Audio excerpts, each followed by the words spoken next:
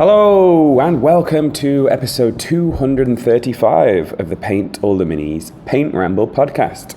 We put the show together so you can have something to listen to whilst you are sitting at your desk and painting your miniatures of any scale, genre or game.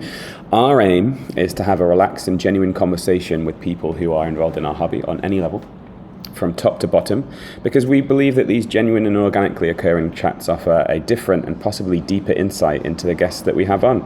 So sit at your painting desk, paint your models, listen to the chat. We really do hope that you enjoy the content.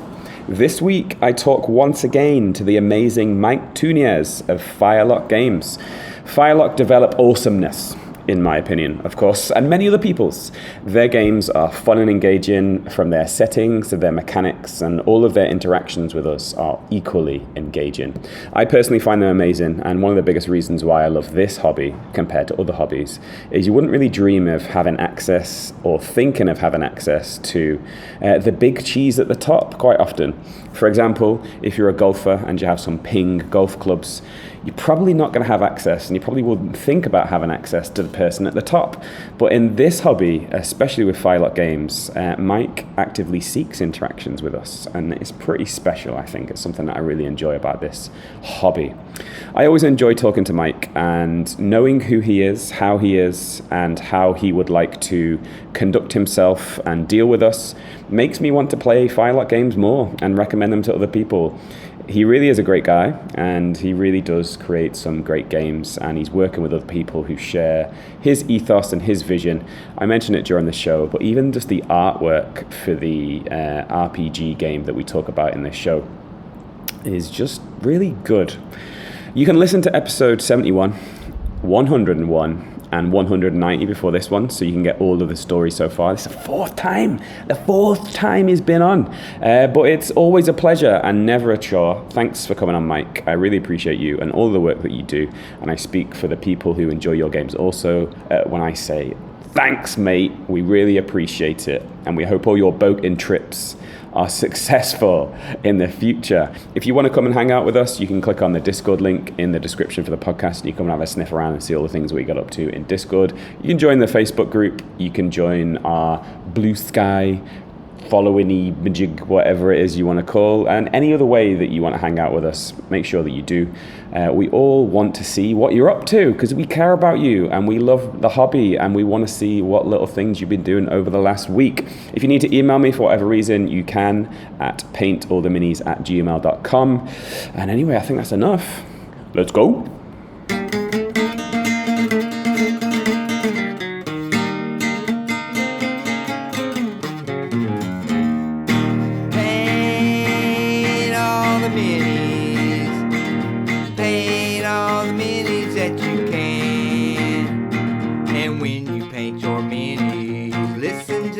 Podcast with Dan Adams, that is.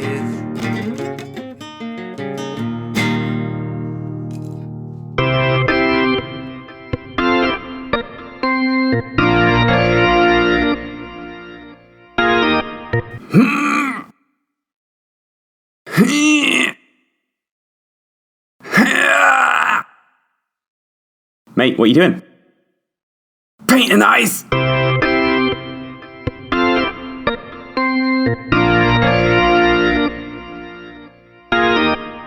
So hey, I'm here with Mr. Mike Tunez. How's it going, Mike? It is going good. How are you, sir? I'm all right. It's early in the morning. It's 7 a.m. for me, and it's 7 p.m. for you. But the joy of podcasts is that it keeps you warm and it makes you want to do things. You know, it's Saturday morning at 7 a.m. But I'm motivated to get up, and I'm motivated to speak to you. And I'm actually putting a wash on some of my minis, so it's actually helping me out to hobby more. So nice. I am hobbying more because of our conversation. So I'm good. So East Coast US still, right? Yeah, East Coast U.S., Southern Florida, very extreme Southern Florida. Yeah, I don't think I would have asked you this before, I don't think, but in England, we call people from the South Southern softies because they're all quite posh, they're all quite fancy. And in the North, a bit like Game of Thrones, in the North, people are a little bit more hardy. But what's the kind of general stereotype of the difference between Southern states on the East Coast and Northern states on the East Coast? It's kind of reversed, I think, in the typical. The southern people tend to be kind of the woodsy types. Okay. But I will say that here in extreme South Florida, we have a different category altogether. We do not count as Southerners. Southerners do not accept us, neither do Northerners. We're just considered Caribbean, essentially. Okay. So we're like on island time down here. So it's a different thing. An island mentality as well. Yeah. Even though we're on the mainland, but So like laid back. It's a chill. different. Yeah, in some ways, other ways not at all, because our culture here is just very Hispanic. It's a very mix of Hispanic and American and Caribbean and different things. So yeah, it's slightly different from the rest of the U.S. It's amazing. I love the US. I love speaking to people from the US because as a kid growing up, you kind of just think that America is America. You know, European countries are quite small, so the cultural differences there, but they're a little bit more condensed just because of the land mass is smaller. But when you go to the US and you genuinely travel around, especially to extremities, you realize how radically different cultures are in different areas, and it's amazing to know that you can interact with people a lot more because the English is one of the most common languages too. So if you go to Italy or France or Spain, you struggle to interact with people because of the language barrier. But when you go to the US, there's so many different cultural varieties, and yet you can interact with them in English, and it's really cool. It's really interesting. So if you weren't to live there in the US, where else would you choose to go? Is there anywhere else that's kind of similar to where you live, or is it where you are the only place that your cultural things exist? I mean, in the unique way that this is basically the Miami culture. So in the unique way that the culture exists, I don't think that is a thing you're going to find anywhere. But maybe places like big cities in Latin America maybe might have some similarities. Like I've been to Mexico City recently, and that's certainly got some similarities, although it is its own thing. Nice. But it's interesting that culturally, I think we're closer to that than we would be like. I don't know, something was the nearest big city to here, maybe like Atlanta, right? Okay. So we'd be, So, if I had to move somewhere else in the U.S., it would probably, I don't know, it would be hard. It would be an adjustment. So when you show up in Atlanta with your tricorn hat and your cat and nine tails, you know, what do people say? Guess they'll be pretty surprised. Well, first, the common question is the accent is a tell.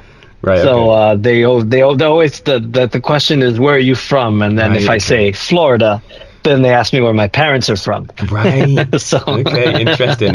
You're not from around here. Which my parents are actually not from this country. So, but but even American people who are born and raised in Miami have a similar kind of accent. Yeah, for sure, man. So just before we start talking about the expansion of Firelock Games, are you still sailing yourself? Are you still getting on the water yourself?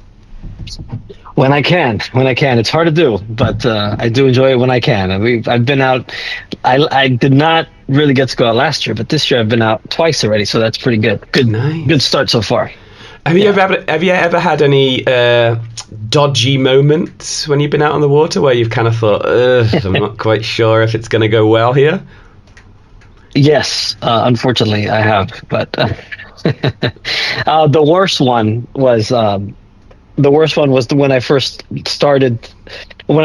bought a sailboat, like a real sailboat that I could, with a little cabin and the, full thing.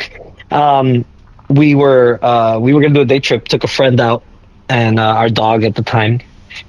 And we just went outside. It looked like a gorgeous day. And, I didn't think anything of it, right? We just went out. It was gorgeous. Lots of people at the boat ramp and stuff. And not a terribly long sail, maybe 5-6 miles. 5-6 miles across the bay, so not even in the ocean really. It's just in Biscayne Bay, which is a pretty sheltered area.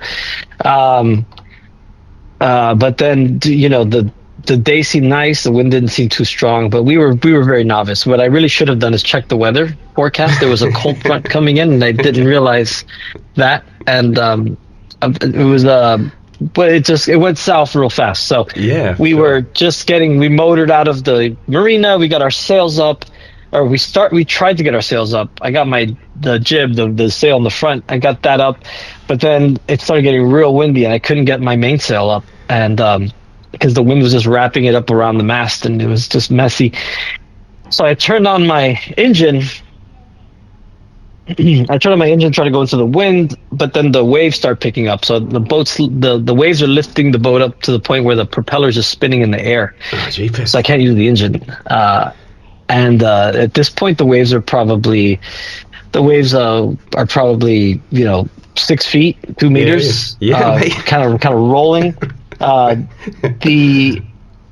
And I finally get the sail. I'm struggling to get the sail up because I'm like, I don't know why. I thought, the typical practice is when it's very windy. If you're moving good with the sails you have, there's no reason to put more up. Yeah. And we were going so fast. We tried to stop. We threw the anchor out, but the anchor was skimming on the surface of the water behind us with how much force we were moving with.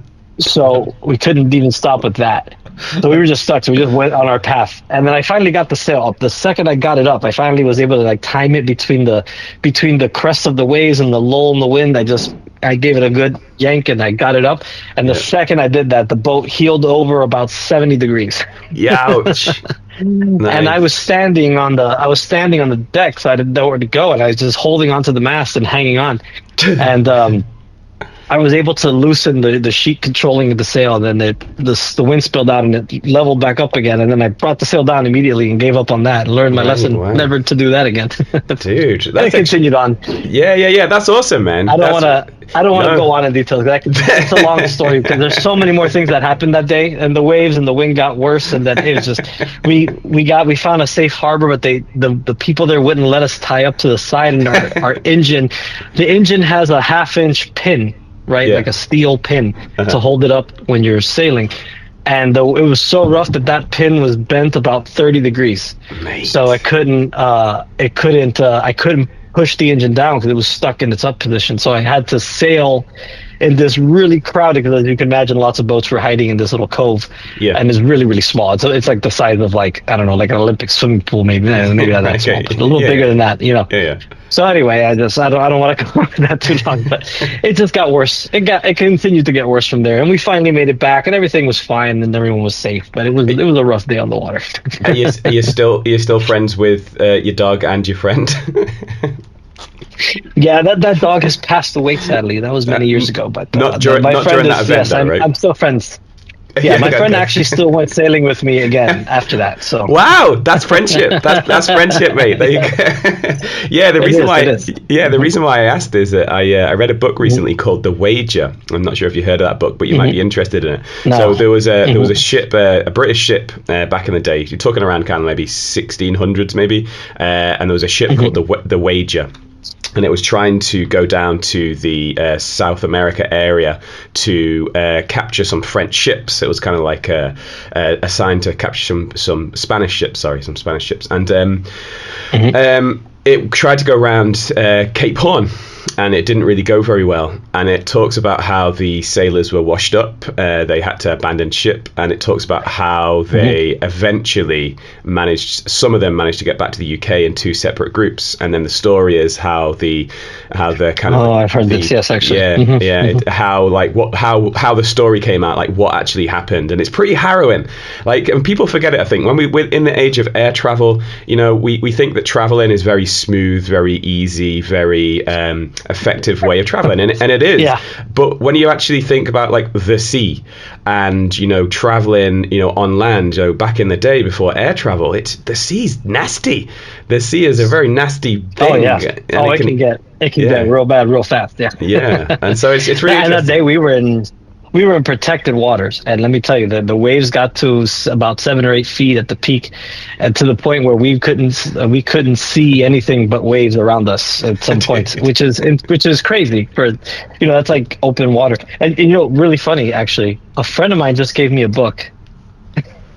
All right, okay. And I'm holding it in my hand, and it's by David Gran, and it's called The Wager. There you go. Shipwreck, Mutiny, and Murder. It's in my hand right now. It's right here on my desk.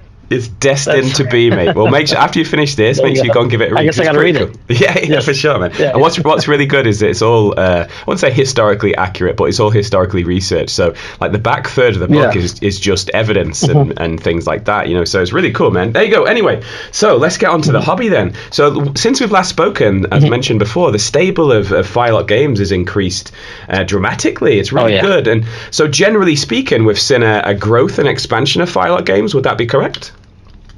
Yeah, definitely. And we continue to do so as well. Quite a lot of new stuff in the works at the same time. That's really cool. And so, just remind me the year that Firelock was created, and since it's been created, you know, what are your general feelings? Because obviously, when you create something for the first time, you're kind of not sure how it's going to go. You're kind of not sure what's going to happen. So, what are your feelings from when it first was created, when you were thinking about it, and then now? How do you feel? Yeah, so it was first created in 2015, but we really started real work in 2016. And at the time, we were not super ambitious, right?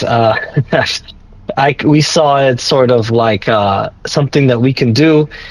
As I was in school at the time, I had been laid off of a job, and I was going back to school to get my degree in history, to do teaching or something. I wasn't really sure what I was going to do, and I was and you know, we ended up starting Firelock. I've told the story on here before, but you know, we were just kind of thinking we could do something that maybe wouldn't be necessarily even something that could give me full-time employment, but just something that we could, you know, I could do on the side, maybe work on in the summers or whatever, maybe. But but you know, we had such a great response to our first Kickstarter, and that kind of required full-time work. I realized that to do what we were doing, there was no way to do it really part-time without, you know, sacrificing a lot of basically giving up on my family. So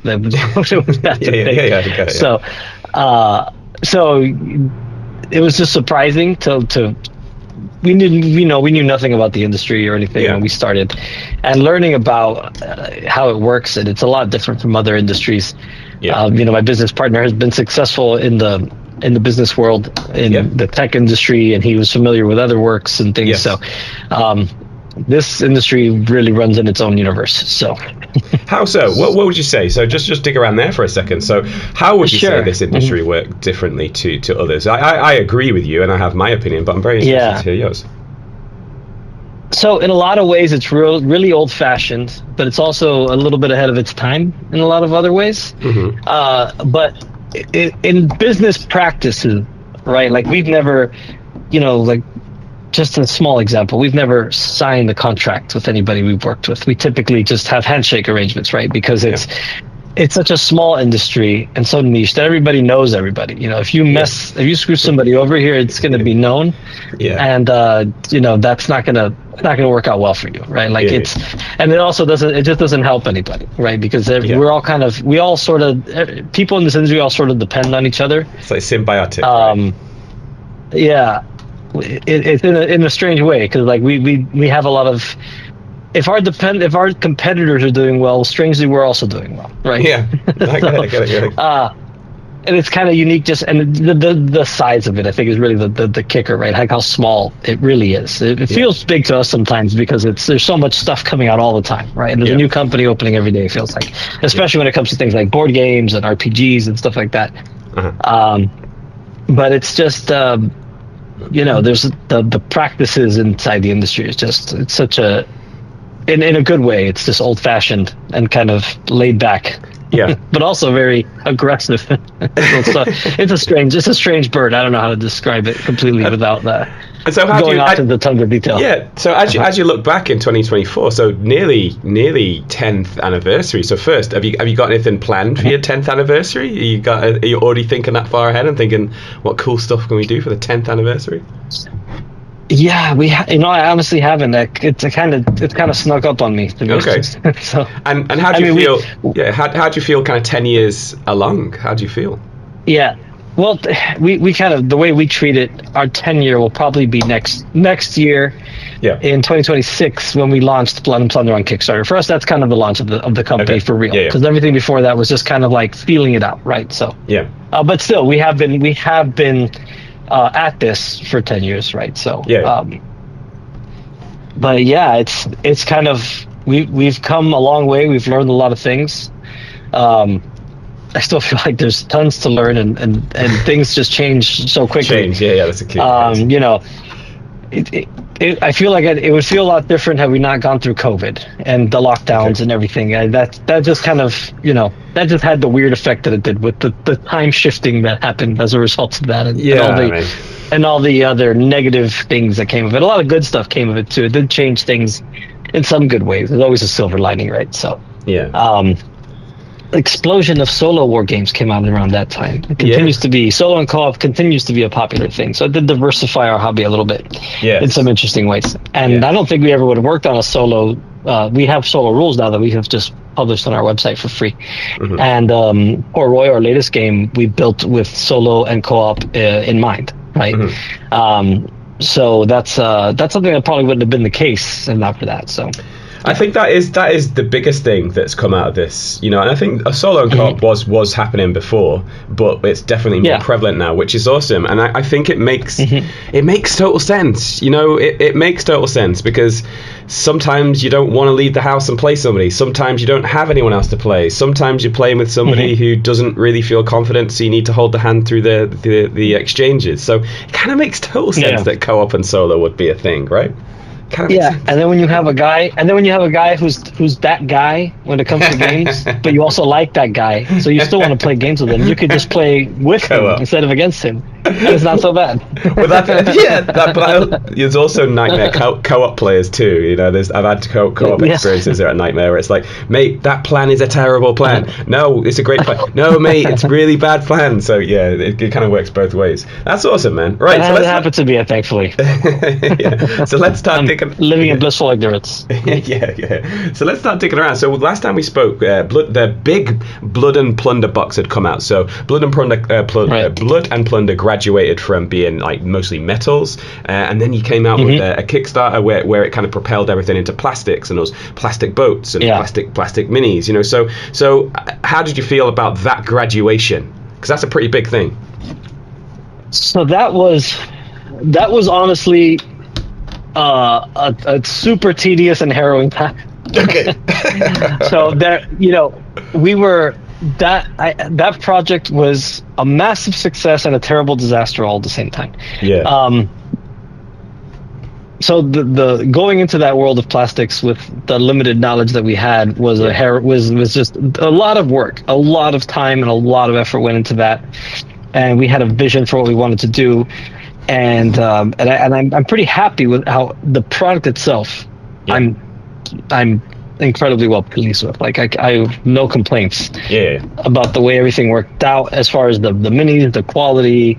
I mean, that box is touted as one of the best deals out there in gaming right now. It's a great box. It's a little too big, but that's no, like I like the box itself. You say the box is a great deal. Yeah, it is. But like actually the box is awesome. It's a really nice, big, sturdy box, and I kind of wish that like some other game boxes were that kind of chunky and that kind of full of awesomeness. So yeah, man. So the box itself is amazing, but what's in it is good too. Well, I can tell you why they're not. Okay. The fact of the matter is that when you have to store thousands of those, it becomes a real problem. For sure. Yeah. So there was a point where we literally couldn't walk in here. Like you were climbing over boxes. We were making rooms out of boxes. I mean, it was pretty wild. I kid you not. We literally we gave up an entire like 300 square foot space in our building where we literally just had boxes stacked from the floor to the ceiling. Nice. And then we still had to rent additional storage space. And really the real mess of that was twofold. One was that when we launched it in 2020 when things in COVID seemed like they were calming down, and it seemed like things were getting back to normal. And then right after our project closed, everything just got everything doubled down. It got way worse. Yeah. People unfortunately started really suffering from as a result, and then it just kind of went crazy downhill. You were working out of China, is that right? Yeah, and then at that time there was a bunch of issues with power outages, and we had the factories that we were working with closed for a month, 2 months at a time sometimes. Yeah. Mm-hmm. And then they were getting shut down because of COVID stuff as well. And then it was just what should have been because we were really ready to go. Mm-hmm. And then what should have been a really smooth project turned into a mess. Yeah. And it was incredibly frustrating because it was completely out of our hands. We had everything was in. Now it's just a matter of just getting it done and waiting for those wheels to turn, And then as the year progressed and as time went on and this project delayed, the shipping and the freight exploded in ways that we did not anticipate. And then, I'm sure somebody must have seen it coming, but in our world, nobody saw it coming. Yeah. And that was just a massive blow. And then basically because of the time delays and the shipping and basically, all the money that was made was gone. And then on top of that, we had some fulfillment issues with our fulfillment partners. And as a result, we have never used a fulfillment partner again because that was the second time that we had that bad experience. So, But you're still there. You've still got the enthusiasm, we made it through right? somehow. Yeah. It's a bit like your boat trip. Yeah. Which was worse, the boat trip or the fulfillment of Blood and Plunder? I don't know. You have to think about that. My boat trip was a type and a shadow of what was to come. We made it back. So that's so Blood and Plunder and Okanayan, those are kind of Blood and Valor. Those are kind of already out and kicking around. But you've seen an expansion into different areas, and you've used the kind of the Blood and Plunder rule set to kind of expand into different genres. And Blood and Valor was one of the first ones of those, right? Where someone took like the Blood and Thunder idea and put it into a different setting. I'm conscious of time, so we don't necessarily need to spend some time talking about Blood and Valor, other than the fact that it's great. It's a really cool World War I setting game. It's fantastic. It's something that I've got and something that I play. I really enjoy. But you've also got Blood and Steel, Blood and Crowns, and Blood and Bayonet. So talk to us about those three. Right. Yeah, so Blood and Steel is it's a Victorian age game, and it does so Blood and Steel and Valor, they kind of switch up the initiative. That's the thing that changes from Blood and Plunder, and then they do a little bit of a different thing. But Blood and Steel is cool because it's really varied, and it just gives you like little slices of different conflicts throughout the reign of throughout the Victorian age, right? So you get the Mexican-American War, Seminole Wars, you get the American Civil War, you get the Spanish-American War, some cool stuff like Zulu Wars, Taranaki Wars, things of that nature. So it's a very varied rule set. So if you have any kind of colonial era stuff, it kind of works, right? And then some things on the outskirts of that, like Spanish-American War, American Civil War, etc. And that there is expansions being developed currently for that. So, and so there, it will go a little further. And then Blood and Crowns is it's focused on the 100 Years War, and that one's a little closer to Blood and Plunder in its DNA, except the armies and the way it plays, it's a lot more melee focused, being a medieval game. So it's got some twists that are a little different in the different armors and things and the weapons and the fighting techniques, which are so varied across different types of units, give it a lot of really cool flavor, and it's an interesting way to play. And what's cool about that one still maintains the ship rules, so you can play with your cogs and things like that, and at sea with your medieval knights and such. It's pretty cool. Blood and Bayonets is our newest one. We just kickstarted it. So it's currently it's currently in layout right now. It's going to be going to print here probably in April, and should be released by June. With knock on wood here, hopefully everything goes as it should. And that's Napoleonic. So it's skirmishes in the Napoleonic Wars, and it focuses at this moment on the Peninsula campaign. And it also has the ship stuff, which is cool. So you could do like some Hornblower and some Master and Commander type of small engagements with that game as well. So, but it develops Blood and Plunder the command and control aspect and the way units move and formations and things, it kind of leans more in that direction. So it's got a little bit of that more Napoleonic feel. Yeah. So, but it still maintains the bones of Blood and Plunder. And it's really important to note that some games that you have are kind of mini agnostic in the way that the kind of sort of rule set, and others are more like the full package where you provide minis as well. And so even if you interested in the game you want to play, you don't necessarily need to come and buy a big 2-player box set, although you can for some of the games. So a lot of people have minis in those genres, especially in the UK. Those kind of genres are pretty interesting for a lot of people in the UK. So you can check out those things. And I continue to say it, but the mechanics of Blood and Plunder that have been kind of evolved and developed over those different games are really interesting. It's really good. It's different take on different things. It's interesting play, in my opinion. So yeah, people can definitely go and think about checking them out. And Oak and Iron also. Oak and Iron had already been out. I've played Oak and Iron a lot. Again, like another game that I really enjoy. And it's really important to note at this point how I love the artwork and layout of books. Everyone that ever asks, or whenever it comes up, or whenever I hear people talking about this, not even when everyone asks me, whenever I hear people talking about beautiful rule books, I always talk about the deluxe rule book for Blood and Plunder, and it's just an amazing rule book. It's just a considered tome. It's not very practical to play a game with, but it's awesome just to kind of look through as a coffee table book. And so the artwork in all of the rule books is amazing, and Oak and Iron especially, like even down to the fact that like the sepia tone to like the unit cards and different things is really, really cool. But there's a second edition of Oak of Iron that's coming around, right? So talk to us a little bit about that, how that happened, why that happened, and also potential changes moving forwards. Yes, the Oak and Iron second edition is actually out right now. Okay. It just came out last month.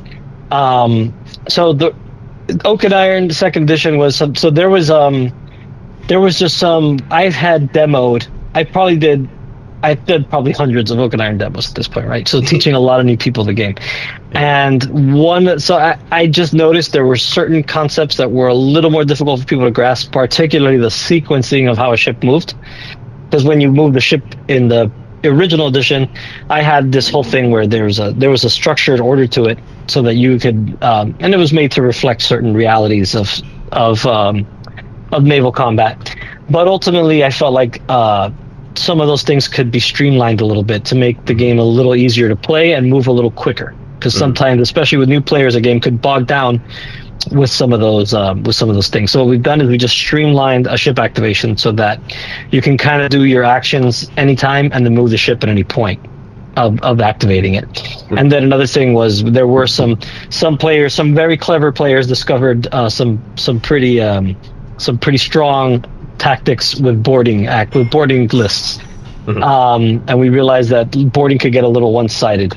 So we split off post combat into a separate phase that was simultaneous, and that really brought things together. So those are the two real big changes. Apart from that, it's the same game. Even the cards and the points and everything stayed the same. So it was just a couple tweaks to streamline and balance out what was just little improvements to help the game play a little better. And there's some minor corrections here and there and things like that. But those are the two big ones. But it's great because it really makes the game play a lot quicker now in a good way, and a lot more balanced. Nice. And that's a reason for certain different edition changes, isn't it? It's like when an edition comes out, you start to identify how people are playing the game, maybe more than the play testing that you've done before. So you mentioned there about teaching people a lot of games. So I guess that's game conventions and different things like that, right? Right, yeah. So that's amazing. The fact that you're willing to do that is really, really cool, because it's really tiring, isn't it? Being on your feet all day, interacting with people all day, it's a very tiring thing. So the guy that comes at like, say, 4:30 p.m., maybe like an hour before the event closes and says, hey, I'm really interested in Oak and Iron, and having that energy to kind of still teach the game, is difficult. So thank you for going to those events, and thank you for teaching people those games, and that's on behalf of people that you taught the game to. But a little bit, that's selfless, but it's also a little bit selfish, maybe, which is totally fine. Because you get a whole bunch of playtesting, right? You get a whole bunch of playtesting. You basically, because playtesting is hard sometimes, and sometimes you playtest with people that are just in your echo chamber, right? People that you know already. So getting out of that area and playtesting with somebody who you've never met before, I guess that's valuable, right? Yeah, absolutely. That was It's huge, and yeah, I love doing it, even though it can be very, very exhausting, as you can say. But I do enjoy it's a great exercise for me in a number of ways. Just I like to share the games we've made with people, and I like to watch people's reactions and see where maybe they're not getting something or they think something is odd. They usually won't tell you, but you can tell. Yeah. So it's pretty easy to pick up on people's body language. So and I just strive to make the games. I want to give people the best experience they can have. So yeah, I want to just always correct things where they need correcting. We have to be careful here. But have you ever had have you ever got really grumpy or really frustrated when you've been teaching a game? Have you ever got to the point where it's like, dude, are you trying to just misunderstand this on purpose? Has that ever happened, or have all of them been fantastic experiences? No, I mean there have been experiences like that, but I tend to find those situations kind of funny. Okay. So I'll tend to just make jokes and and roll with the punches. Nice. But we do have some stories, but I'll save those. You save those for non-recording time. Yeah, that's cool, man. What would be your best experience then? So like, what would be like something that was totally unexpected when you've been teaching a game like that? So the always. It's happened a few times where somebody just gets it and they just start running the demo for you, and they're like, the other person's kind of just figuring it out like most other people do, and this other person's like, yeah, no, I got it. No, you got to do this, you got that, and I just stand back and let them play. Like, all right, cool, you got it. Nice. That's always so cool to me. So knowing that standing up all day, knowing that interacting in a positive way is tiring. If we ever meet you at a show, if someone's listening to this, when are you going to any shows this next calendar year? Is anything coming up for you? Yeah, I don't know when this comes out, but next week we'll be at Adepticon. So that's one of our big ones for the year. Yeah. Then after that we'll be at Recon in Orlando, and we're going to be at a bunch of shows. We're working with another company to help us do conventions now, so that's pretty cool. So we're going to be able to do more shows, even if a lot of us aren't physically present. There'll always be someone there to be able to run demos and have product there. But I know for sure we'll be at Gen Con and this one and a few others. Yeah. So if we see you at a show, because you often dress up at a show, right? You often wear the full regalia, right? Yeah, we haven't in a while, just because it's been as the game library increases, there ends up being a lot more work to do with the shows. Understood. So dressing up and doing another thing just seems like a lot. So if we meet you at a show, maybe. If we meet you at a show, how can we give you a little bit morale boost? Because obviously, like I said, it's tiring. You're on your feet all day. Is there anything we can do to give you a little morale boost if we see you on a stand? Just come by and just come by and say hi. It's always good to know that people are aware of us and that or they're playing our games. It's always cool. That's what we do this for. We do this for to give people a good time. Nice. So Okanai second edition, but also Port Royal. So let's take a big chunk of time now to let's talk about Port Royal. Talk to us about what Port Royal is, why it was created, and maybe what the intent of that game is. Yeah, so I have since pretty much in the last 4 years, I started developing Port Royal before Port Royal. The working title for Port Royal was Frontiers because it was going to be slightly different. But I started to play a bunch of different games. One of which was a lot of smaller skirmish games that I was having a lot of fun with, almost all fantasy. A couple sci-fi ones, but mostly fantasy stuff, just because that seems to be what is the hot thing for the tiny skirmish games that just require less than 10 minis, right? Games like Relic Blade was one. We played Kings of War Vanguard a little bit. We did Mordheim, Space Weirdos. Yeah, cool. So it was all fun things, and those things were just kind of more influencing the other project. And we kind of got, because we were just going to do a rule book thing, just a rule book where you could play your Blood and Thunder stuff on a smaller skirmish scale and maybe have some campaigning and such. But then we kind of got inspired by some of the lore around some of the other fantasy games, and history has its own great lore in all kinds of places, and there's plenty of places to tell stories. And working on a different project, a future Blood and Thunder project that's coming, the story of Port Royal kind of stuck out to us, and I was reading the story of Port Royal, and it was giving me strong Mordheim vibes, right? This wicked city full of sinful, lascivious activity is and then and all the preachers are condemning it and saying that these people are all going to be judged by God and all this. And then this massive earthquake comes and destroys it. And in the midst of this earthquake that destroys the city, you've got a bunch of pirates running around looting the city, right? And we were like, that is such a cool setting for this. And then we just shifted the whole gears of what Frontiers was into that.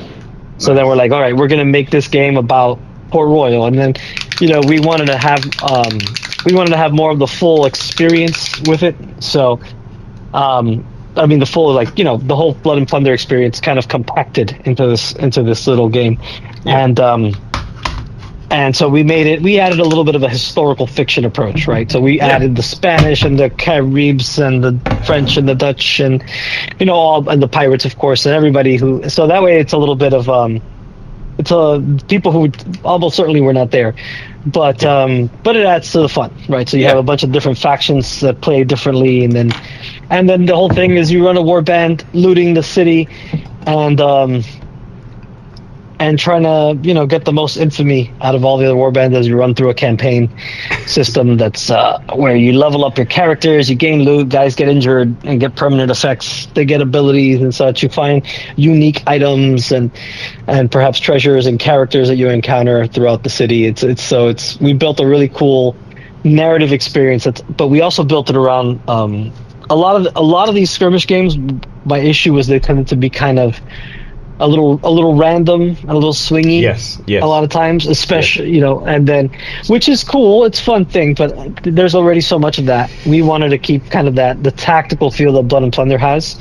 Yeah. So we added a very active back and forth element of reactions and a fortune point pool that you keep that regenerates every turn, so that lets you do extra stuff like more actions or or take rerolls, and it adds a little bit of a dueling effect to when you're fighting, so all the combats are a little more personal, so there's a little more to them, without complicating anything, but it's just it just has a more back and forth kind of swashbuckly feel. Okay. And really happy with how it turned out. And the great thing is that it's very compact. And but just to finish it up, I'm really, really happy with the box we came up with, because it's a complete game in a box. You get the same plastic minis that are in the Blood and Plunder starter, and then you get a full set of terrain of really nice punchboard terrain of the ruins of the city, a paper mat to put it on, and it plays on a 2x2, so it's very small. Full rule book, all the dice, rulers and tokens, and all you need to do is add some glue and some paint, and you're ready to go. It's all there.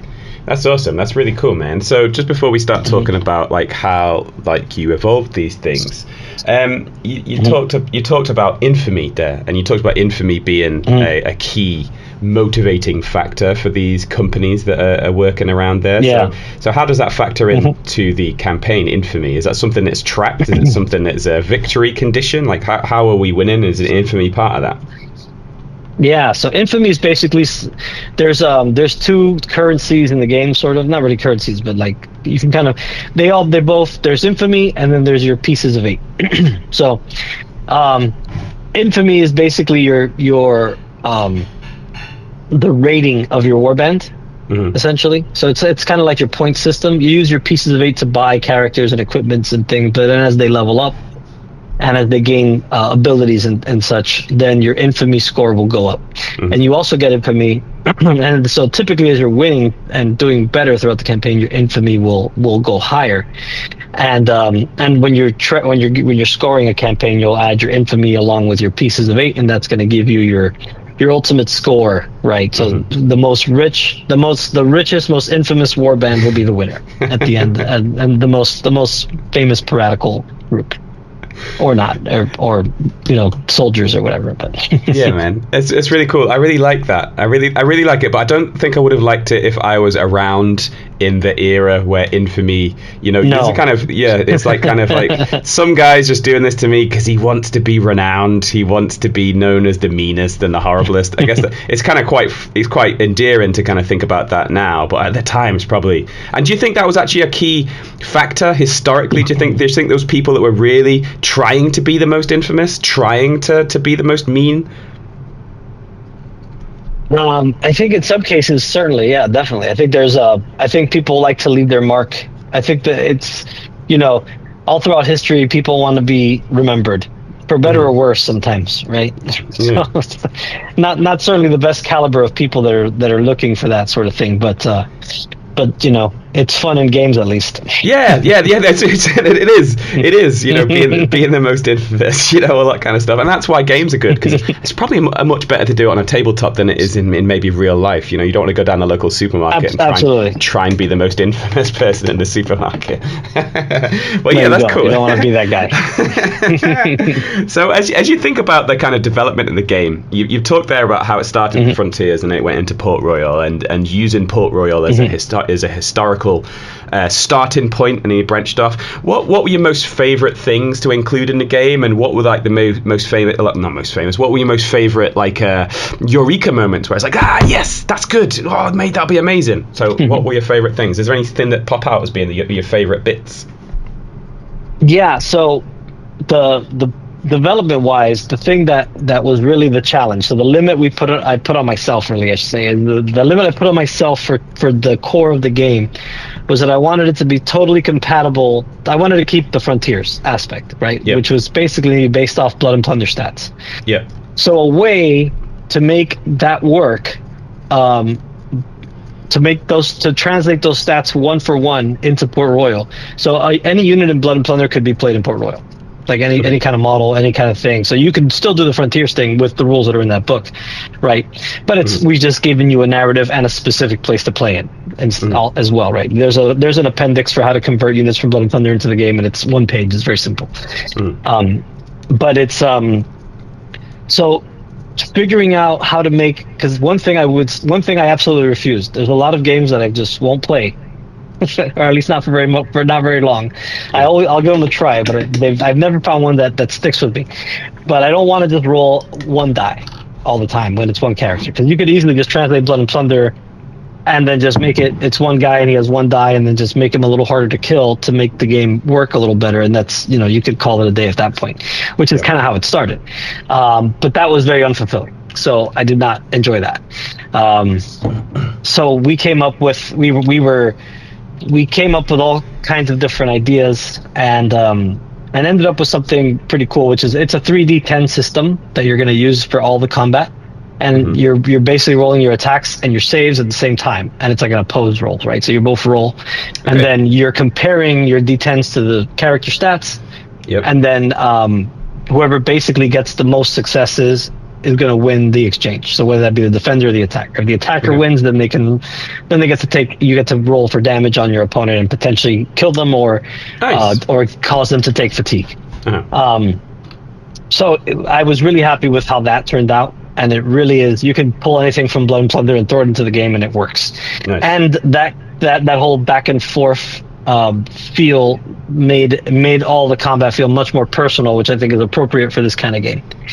And so it's and then I just like rolling more than one dice. I just need to roll at least two, but three. We ended up with three. Three ended up being the magic number. So how do you figure that out mechanically as a game developer then? Because I try personally to shy away from a lot of published material when it comes to my job. I try to live more in the world of what seemed logical for me, what feels good for me, what seems to be effective in my practice.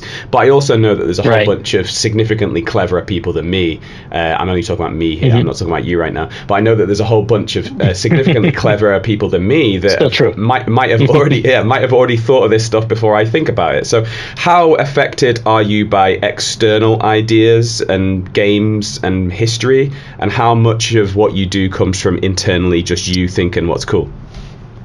I'm very influenced by other things.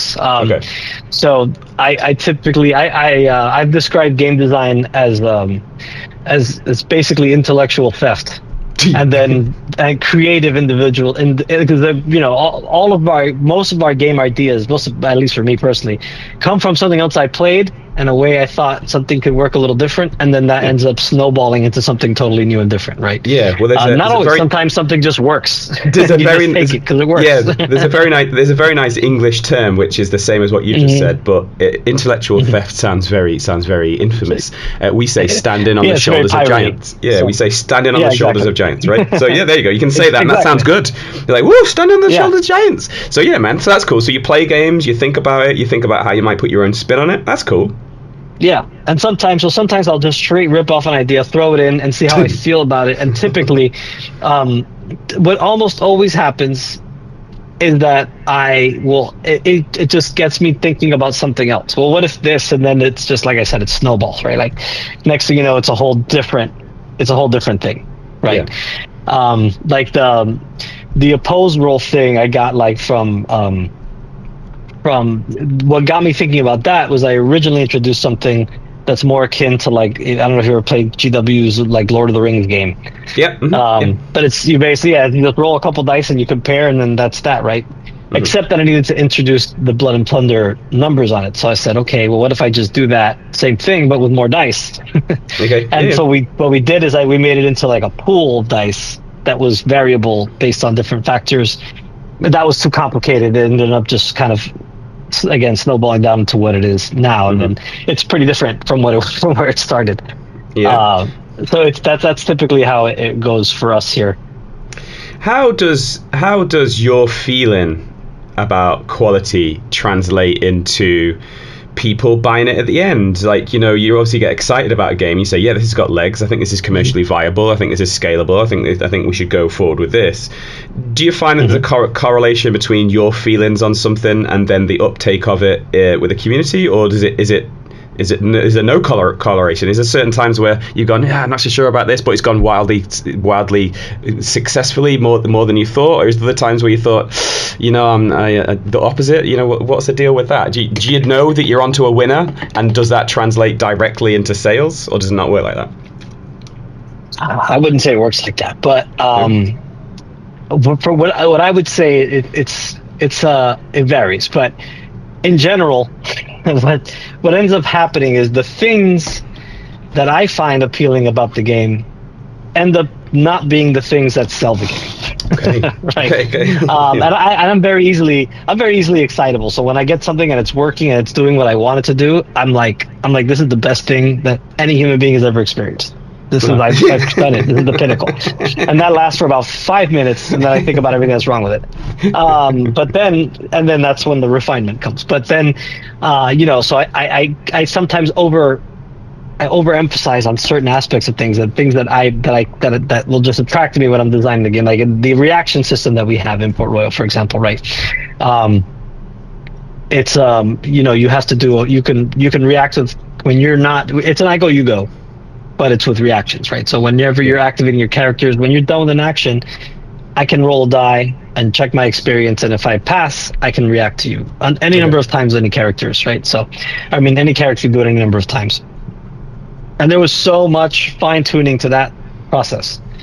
We originally had it, you took fatigue to do it, and then it kind of just ended up stacking fatigue all over the table and was messy, and then there was a bunch of different iterations that went through that, and then when we finally got it to a place where it would just work clean and we liked it and we were happy, we thought it was just super great.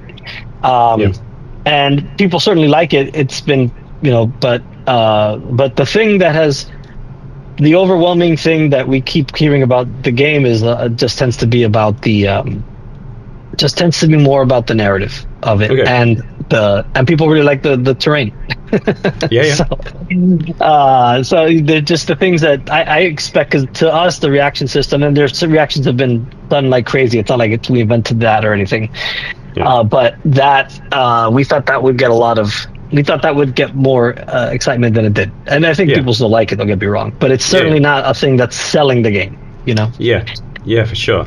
There's certain things maybe get the sale, and then there's other things, deeper things that keep people playing, I would say, right? There's certain flashes or certain things that get the people to buy the box, and then the rule set and the depth and the intrigue keep people sticking around, right? Yeah, and thank you. I was about to follow up with that. I lost my own train of thought after I explained the first part. But yeah, no, that's. I think a lot of these things and a lot of the detail and the effort that we put in on some of those things, I think has their rewards, their returns to us in in keeping customers and keeping people who are into the games, and if they're able to be fortunate enough to have a group of people to play with, they tend to get deeper into the games. And they start to appreciate these details of it, And I feel like this is a place where a lot of the bigger game companies, certain ones that we won't name that everybody knows, the one I'm talking about, tend to lack this. They tend to be just about hitting you with whatever's new and shiny, and that's and I agree with that. Yeah, I agree with that completely. And that was I was going to ask you that. Is there any games that maybe you've made? Or is there any games that you've played? Because you mentioned a cool set of games there in the background. You mentioned Space Weirdos, for example. Is there any games that you're just like, how is this not more wildly popular? Why aren't people just singing off the rooftops about this? Is there any games that you want to give a shout that you think should be wildly more popular than they are? Oh, that's a good question. Probably a lot. Well, the ones I mentioned, all of them, I think Relic Blade, for example, is a really good example of that. It's just great system and really cool and very impressive that all done by one guy. I know you had Sean on here, I'm pretty sure, before, if I remember correctly. Yeah. So games like that, I'm trying to think. I know there's something I'm missing that I'm thinking about. Oh, another cool one. It's a historical one, but it doesn't. I don't see a lot of historical people who play historicals talking about the Clash series of games, like Clash of Spears, Clash of Katanas. That one's really great. It's very crunchy, but in a good way. It's not overly complex, but man, that game really makes you think, and it's a nail biter constantly, and you feel pressure. It's great. I love it. It's a super fun game. So you get to play other games than your own in your spare time, and that's the kind of positive, because one, you get to play games, but two, you get to witness and experience other rule sets, right? Yeah, I do, thankfully, and I have. I did have a lull for a while, for a couple of years. I mean, not a couple of years, probably about a year last year. But thankfully, I've been. Our little local gaming community has grown quite a bit, which is great. So we've been able to, and there's a lot of people with all kinds of interests playing all kinds of games, which is really cool. It's not just Games Workshop stuff, which is cool. And we found we have a store we can play now. It's a card shop really, but they have a lot of space and they love having us. They're great. Down in South Florida, shout out to Kingslayer Cards. It's a good place to go play. But I've been able to, and these guys they'll play anything, so it's great. We've played all kinds of stuff. They're the ones who introduced me to Space Weirdos, and then later Sword Weirdos and games like that. So we've played a ton of stuff. Oh, it's another really cool one is Fantastic Battles. That's another one that's pretty fun. Awesome. But we've been doing that one a bit lately. But there's so many amazing rule sets, and you can go onto lots of different websites. Drive Through RPG is one of them, and you can pick up really good rule sets. $5, $10, mini agnostic rule sets, and it's great. Yeah. So in terms of is there a cabal of games designers and creators? Is there a background network that you guys all have a special handshake to enter? Is there some sort of union of games developers, or you're all kind of individual entities? There is and there isn't. I think there tends to be. I'm not really in the loop with that personally. I think it's just because I live in I'm doing mostly historic. I've been up until now anyway doing mostly historical games. And that's its own thing. And there's certainly little groups of people that work together with a lot of stuff. But I have talked to, and I have a relationship with lots of other game designers, even if it's just a simple one, just to occasionally, contact each other for various little things, get some advice and ideas. So yeah, there kind of is. It's not. I wouldn't call it a cabal. But it's one of the things, to go back to what we talked about in the beginning with this industry, right? It's the kind of industry where if somebody's, with a few exceptions, if somebody's doing something cool and I just want to hit them up and talk to them about it and pick their brain about it, they'll answer me and they'll talk to me, And the same, it goes both ways. I've had people do it with me as well. So it's an open kind of thing. So it's because I think nice that way. Yeah, you alluded to it at the start of the show where you talked about how if other people are doing well, you do well. So it's the tide that raises all boats, I guess. That it's like you're working in a certain genre, and obviously making games, that's a genre, and then you're working within a genre of those games. So it's like someone might buy your rule set, but that might take them to a different rule set, and then that might bring them back to yours terrain or boats, or that might so it's that kind of thing. So you're not necessarily in direct competition with these people, but I wonder if that's what the mentality between games designers is, or if they even consider, or they're just working in their own little section and they don't even really think about what other people are doing. I don't know, I'm not sure.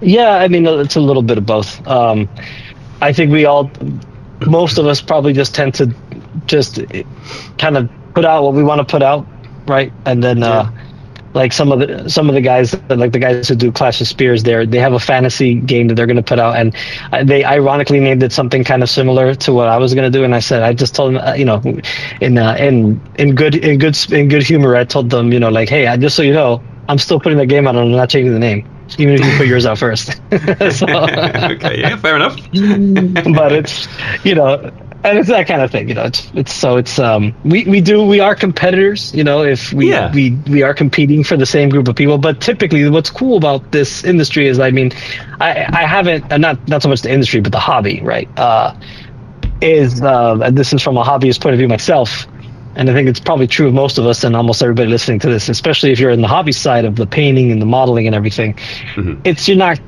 Almost no one's just going to stop at one game, right? No. It's not like a car. It doesn't work that way. Yeah. You buy one car, then you're not going to have two cars. But games, it's crazy. Go do what you want. Exactly. So it kind of just happens in moments. So sometimes there'll be a moment where two of us will put something out at the same time, and at that moment we're competitors. But when we're spaced out and things are coming out and we have different just rhythms, and there's not a lot of work together. There's not like a calendar everybody has or anything. But at those moments, then it tends to be more symbiotic. But but it's never a bad thing.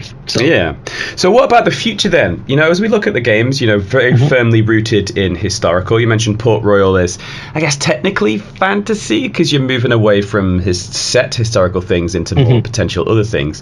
Do we see in the future potential more fantasy stuff? Do we see sci-fi stuff? Because Oak and Iron maybe isn't a trillion miles away from, I don't know, like a spaceship. So have you got plans for the future, or are you going to come what may? We do. So this year, you will actually see from us a fantasy skirmish game in the vein of Port Royal. It's a different system. It's basically the game that Port Royal probably would have been more like if I wasn't beholden to Blood and Plunder with it also, right? So we do have a fantasy setting that we have been developing, and this is kind of like, so we're doing the prequel in the proper order, unlike the thing nobody ever does. So we have like a prequel game coming out. It's just kind of like to set the setting and kind of give a tone, and then we're gonna build on that with more games that kind of connect into the greater world and narrative that we're building with it. And it's pretty cool. I'm very excited about it. And it's we're going to have a line of minis that comes with that. But it is technically a miniatures agnostic game because it's kind of a build your own characters kind of thing. You just have like a pool, and it's a very simple system to build things up. That game's going to be called Brigands of Arja, by the way. And it's basically just a tiny little slice of our world. It's just one little island that's kind of just on its own, and it's been severed from civilization. And it's just kind of a hopeless place where people have just resorted to being brigands and barbarians and running about beating each other up for stuff. And then there's monsters, of course, that want to eat you. So it's cool. It's really fun. Yeah. I'm looking forward to it. So when will we potentially have that? So that should be. I think we'll be able to release it this year. Depending on how things line up.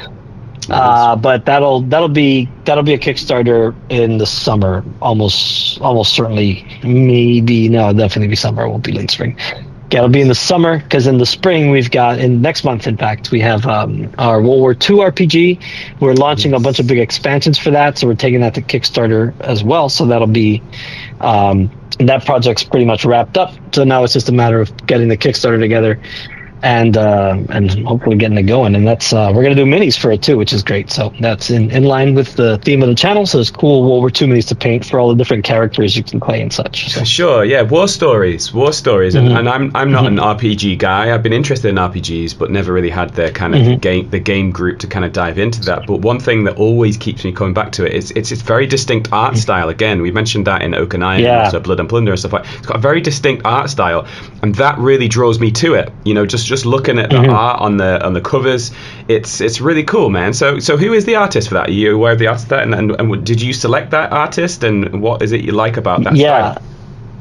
So he's a local guy, and he's the one we used when we started with Blood and Plunder, and his name is Peter Hosfeld, and he's just an incredibly talented artist, and he's local to us, which is awesome. We love that. And I mean, if you thought the stuff that you've seen before for War Stories was good, the stuff we're about to do for the new stuff, I mean, he just took it up to another level. The art is really awesome. It's a gorgeous. It's like, just in general, the actual Kickstarter page that we're building, it just looks so good. I'm just like, this is a really good looking page. It's like looking at it. Yeah, the art just pops so good. Yeah, I'd really encourage people to go and check out War Stories if you're interested in RPGs, you're interested in World War II, because just the front cover of the main War Stories book has got a US airborne guy at the door of a Dakota airplane looking to jump. It's just really cool, man. It's just a really kind of, I think with RPGs, you've got to draw people into that world, you know, because you don't necessarily always have the terrain, you don't necessarily always have the fully immersive situation. So that art is really important, and I think that guy and yourselves at Firelock really nail it, man. That's cool. But anyway, we're unfortunately running out of time. I'd love to talk about those things, but I'd love to invite you back onto the show in a month or so. Maybe we can talk about your fantasy game, and maybe we can kind of delve into the mechanics of that. That'd be awesome. But just one final thing. I don't think we had a chance to talk about this since we last spoke, but a while ago now, your game's got like some unexpected attention on a TV show, a animated TV show. So, like, what was that? How did that happen? And you know, what did you have any response to that? And is there any relationship formed because of that? Just a little conga interlude there to say that the TV show in question here is South Park. I didn't make that very clear in the build up to this chat, so we're talking about South Park here. Okay, back to it. Put the congas in. Yeah, so the relationship sort of predated the show, and it was so basically they just Trey Parker and Adrian Beard reached out to us, and they just discovered Blood and Plunder, and they're like, this game looks amazing. We want everything. Just set us up. Give us what we need to play all of it. So we did that, you know, and we worked with them. We got them some painted stuff and some terrain, and they liked the game, so that was cool. And we got to meet up with them at Gen Con one year. They and teach them, you know, some of the intricacies of the game and hang out. They've been here to when they met with Tom Vassell to do some videos here in South Florida. They got to come and they got to come to our facility and hang out and try some different things. So so we've got a pretty good relationship with those guys, thankfully. And then we knew that they would tend to put games on the show, so we never asked for it, but we were hoping that they would. And then we were surprised when they just saw it, and we heard, you know, people told us like, hey, your game came out on South Park. I was like, oh, we're like, awesome. And it was cool. They Is it a show that you like yourself? Is it a show that you'd watched as like a younger adult? You know, I didn't until it was just never really on my radar. And then you know, I started watching it obviously out of appreciation at that point. But it's cool. They've definitely got they've got that they got that edgy humor on lockdown for sure. I think it's always it's a just funny show. It's just on the edge of being outrageous, but that's part of it. I think that's some of the awesomeness of comedy is they can pick fun at certain things that are very serious, but in a jokey way. But that's cool. So that was totally unexpected. So that's kind of strange, right? It's like, wow, dude, like this is kind of cool. Just to have that link, just to have that person reach out, have that group reach out. That's awesome, man. But anyway, that's unfortunately we've got time for, Mike. I feel like I talked to you for hours and hours now. hours and have a great time. I want to go back to their boat stories and have a little bit more of a chat about that. But anyway, great to reconnect with you. Awesome. Such a great guy. And thank you for spending an hour with us. And we'll speak again soon. Yeah, no problem. You got it. I'm happy to be here, and thanks again for inviting me.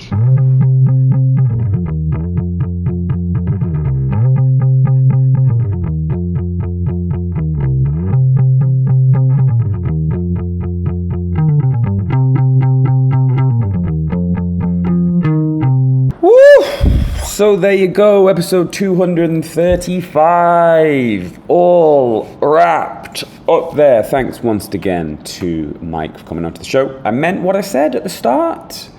It's really important to mean what you say and say what you mean. And I know that different people have different opinions and different ideas, but the things that I said at the start of the show about Mike and about Firelock, I genuinely believe to be true from my perspective. So there you go, stick that in your pipe and smoke it.